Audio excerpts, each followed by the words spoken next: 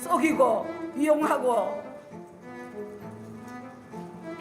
제주는 고비하고 돈은 떼살림 받아 먹었습니다. 제주는 30년 동안 제조했습니다. 그 돈은 떼살림 받아 먹었습니다. 네, 정의기억연대는 이용수 할머니의 이 기자회견을 안타까운 심경으로 지켜봤다라고 밝혔습니다. 일본 우익으로부터 가장 많이 공격을 받았던 분이 바로 이용수 할머니였던지라 이 마음이 더 아팠다라고 했는데요. 30년간 함께한 피해자의 회견에 입장을 내는 건 적절치 않다며 일부 설명으로 대신했습니다. 왜 못 때밀어? 정신대 대책 협의해마. 정신대 문제만 하지. 지금은 무슨 권리로? 위안부 피해자를 만두의 고용으로 사용했습니다. 자, 정의연의 전신인 한국정신대문제대책협의회, 근로정신대의 줄임말인 정신대는요, 일제시대의 군수공장으로 끌려가 노동을 착취당한 피해자를 일컫는 건데 할머니는 왜 위안부를 여기에 끌어들여 이용했냐라는 문제 제기를 한 겁니다. 자, 하지만 정의연은 1990년대 초 활동을 시작할 당시 일반적으로 사용이 되는 정신대라는 용어를 쓴 것일 뿐이고 정대협은 위안부 피해자를 위해 활동해온 단체라는 점은 분명하다라고 강조를 하는데요. 자, 이 지점이 바로 할머니의 배후에 강제징용 피해자를 돕는 일부 인사가 있을 거란 주장이 제기되는 대목이기도 합니다. 최고가 위안부고 성노예입니까? 그 더러운 성노예 소리를 왜 하냐 그러니까 미국에 들으라고 미국 사람을 겁내라고 말도 안 되는 소리입니다. 자, 여기에 대해 정의연은 성노예란 표현은 자유를 박탈당한 채 성적 착취를 받은 피해자를 의미하는 것이다. 국제사회에서 규정된 것이라고 설명을 했는데요. 피해자를 매도하기 위한 용어가 아니고 이 피해 실상을 정확하게 표현하기 위한 개념이라고 강조합니다.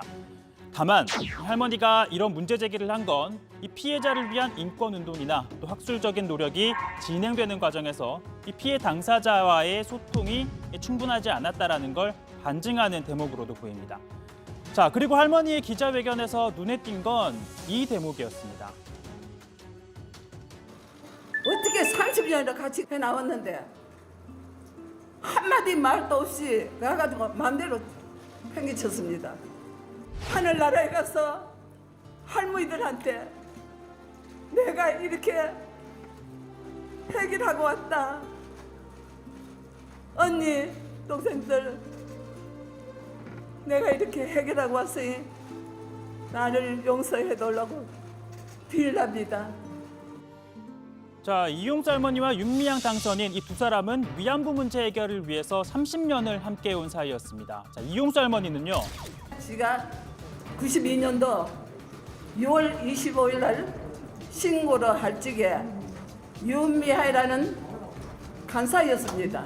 라면서 이 첫 만남도 자세하게 기억을 하고 있었습니다. 자, 이는 곧 우리는 일본으로부터 아직까지 사과를 받아내지 못했는데 자, 이를 위해 함께 일하던 윤미향이 할머니들을 떠나 국회로 간다고 하니까 서운한 마음이 앞서지 않았겠냐라는 겁니다.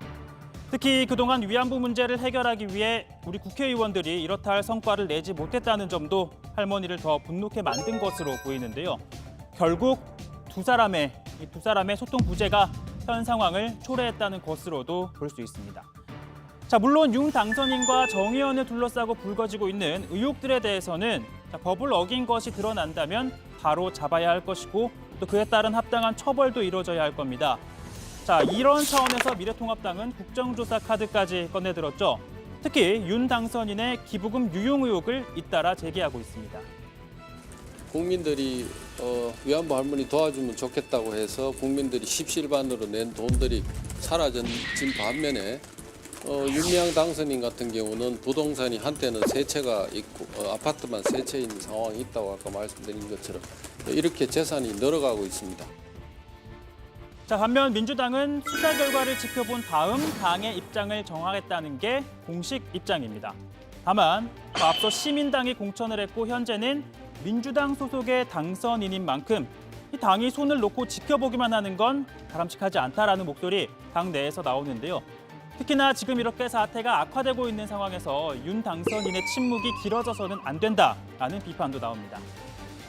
뭔가 입장 표명이 있어야죠. 우리 상식적 선에서. 윤미향 당선인이 그리고 그리고 해명할 부분이 있으면 해명도 해야 되고요. 예. 시민운동 하시다가 네. 우리가 정연 활동을 하시다가 정치권에 온 것이 별로 그런 그 근본적인 문제예요. 네. 별로 박수 치고 싶지 않습니다.